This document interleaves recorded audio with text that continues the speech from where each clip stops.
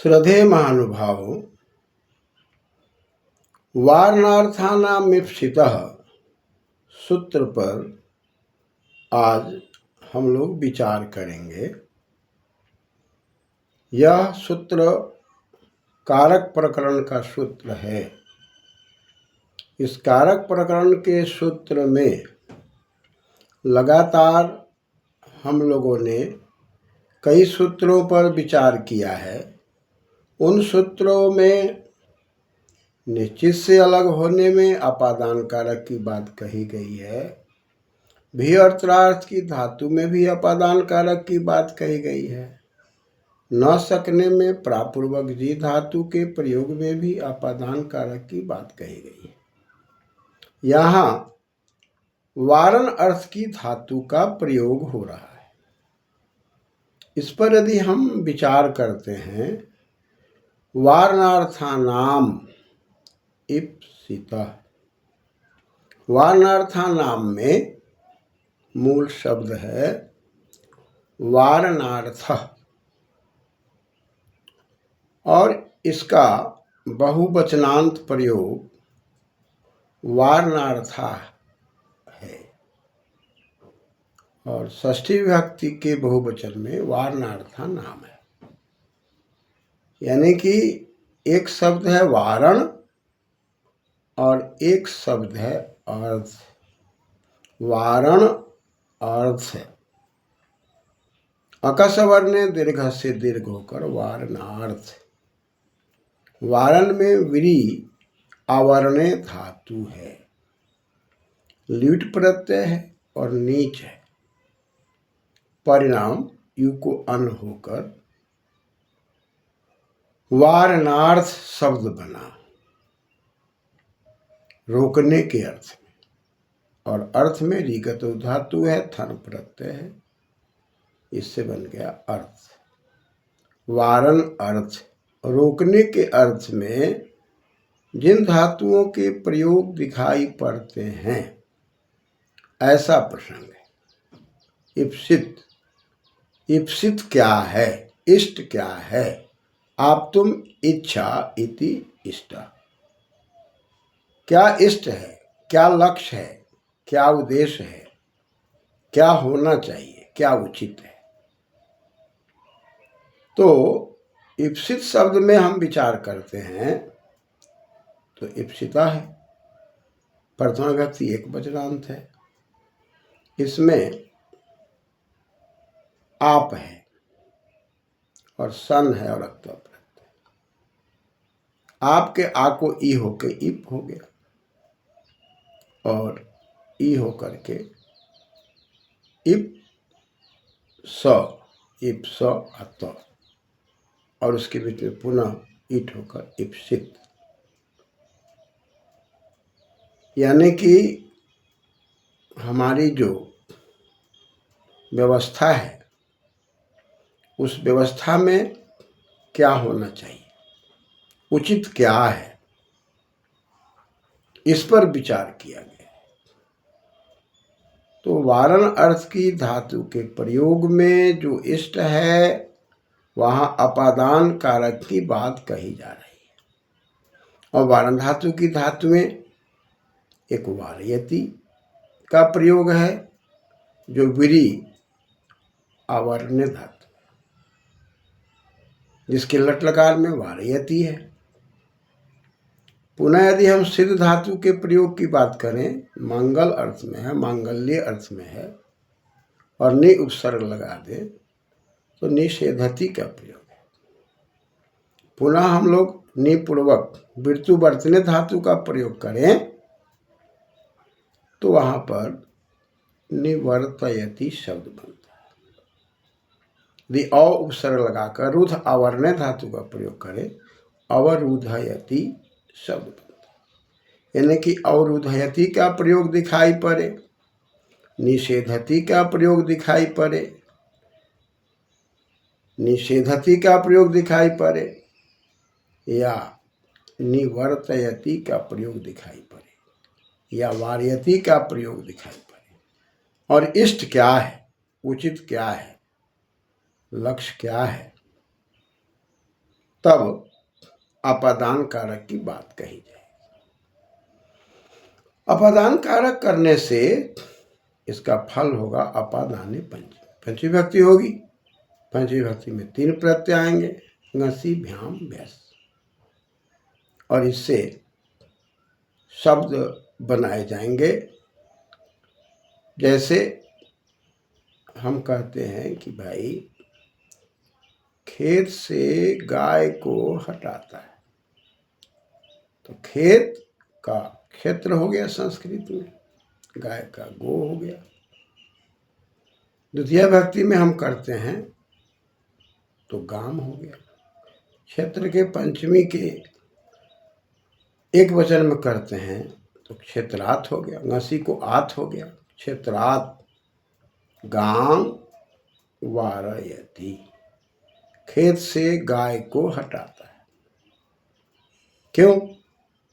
मान लीजिए कि यव का क्षेत्र है, तो यव का क्षेत्र है तो वह फसल चरने के कारण उचित अनुचित पर विचार किया जाएगा कि फसल को चरा देना उचित नहीं है, क्योंकि हम किसी का फसल चराते हैं तो राजभय, प्रशासन का भय या धर्म के दृष्टिकोण से भी उचित कार्य नहीं है।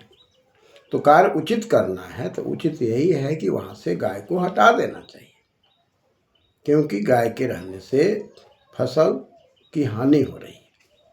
ऐसी परिस्थिति में इप्सित है, तो वहाँ कहा गया क्षेत्रात गाम वारयति। या हम इसको द्विवचन बहुवचन में प्रयोग करें, क्षेत्राभ्याम गाम वारयति, क्षेत्रेभ्यः भी हम कर सकते हैं, गाम वारयति। एक वचन द्विवचन बहुवचन में प्रयोग शब्दों का किया जाता है।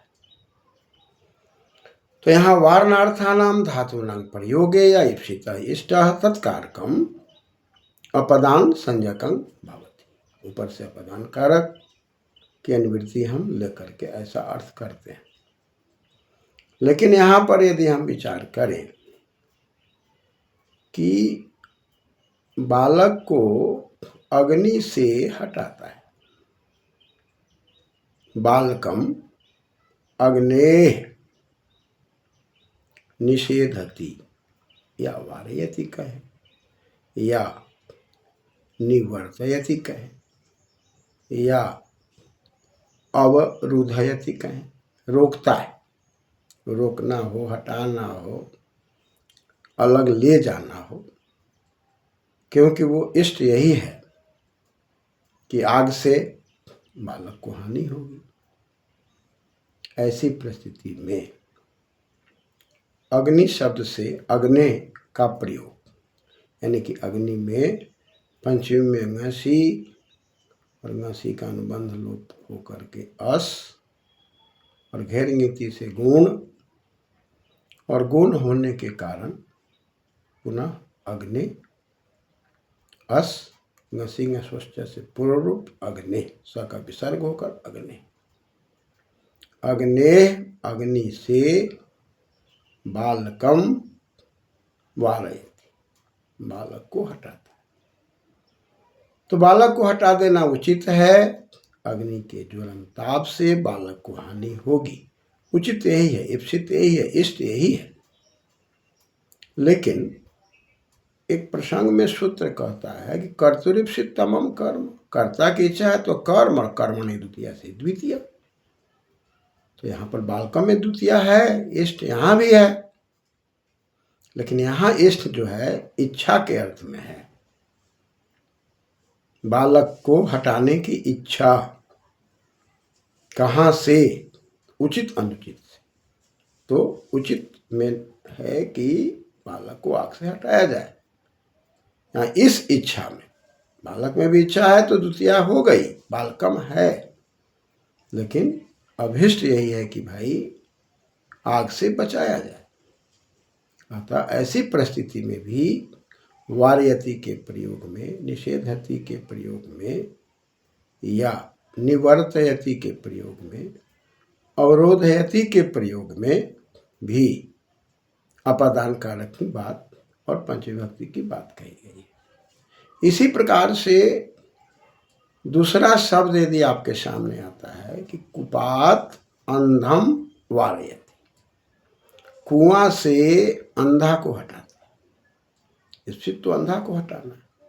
कुआं में तो कोई हानि और लाभ की बात नहीं है, लेकिन इष्ट यही है कि कुआं के माध्यम से अंधा को हानि हो जाएगी, नीचे गिर जाएगा।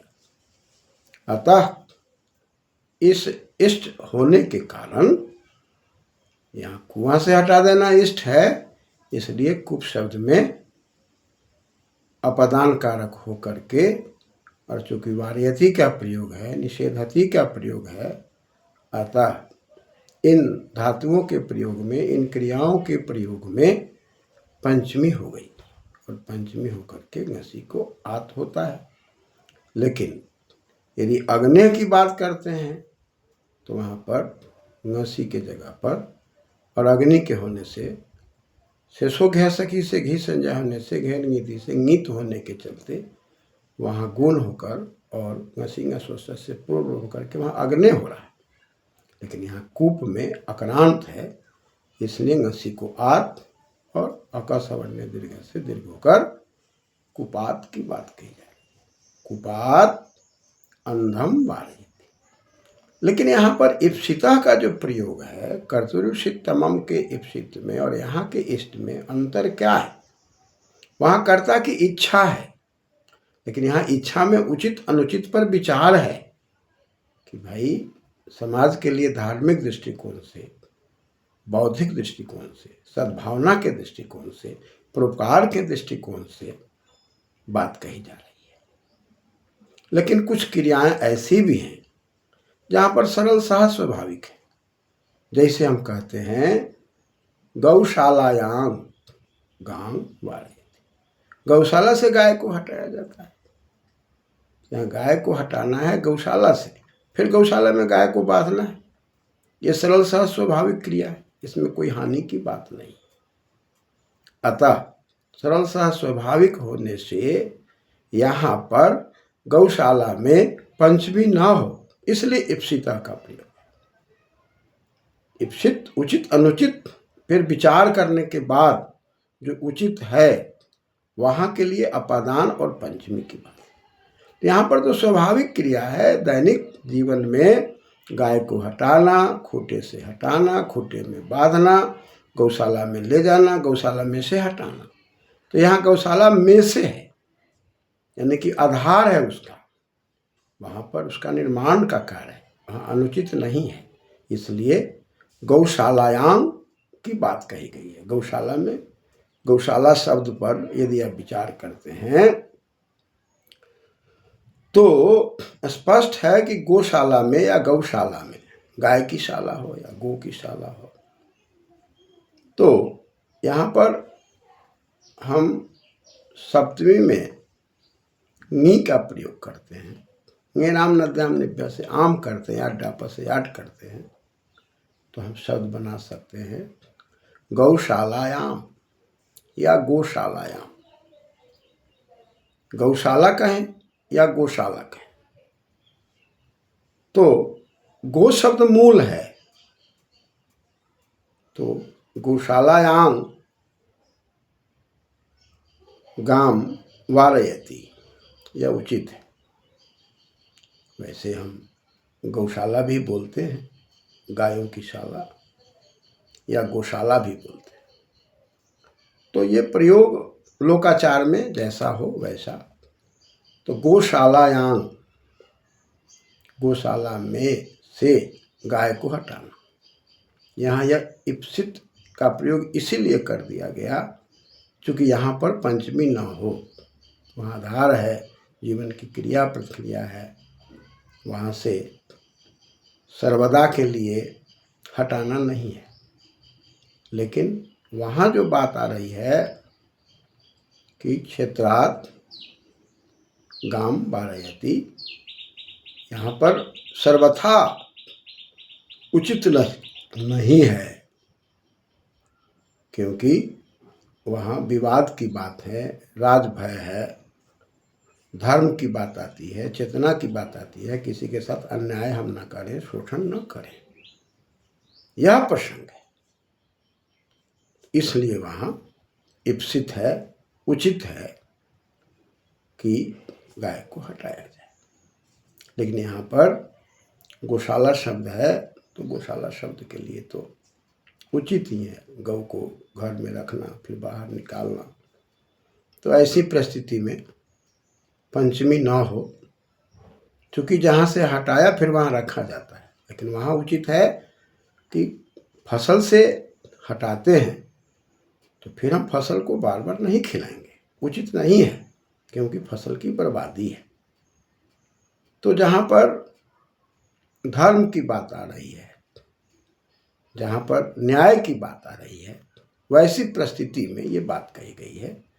जैसे हम कह रहे हैं कि भाई बालक को बालकम वारयति, हटाता है अग्नि से अग्नि, तो यहाँ पर उसके अस्तित्व पर खतरा है। ठीक उसी प्रकार से गौ के साथ दुर्व्यवहार किया जा सकता है, अतः वहाँ पर बचा लेना उचित है।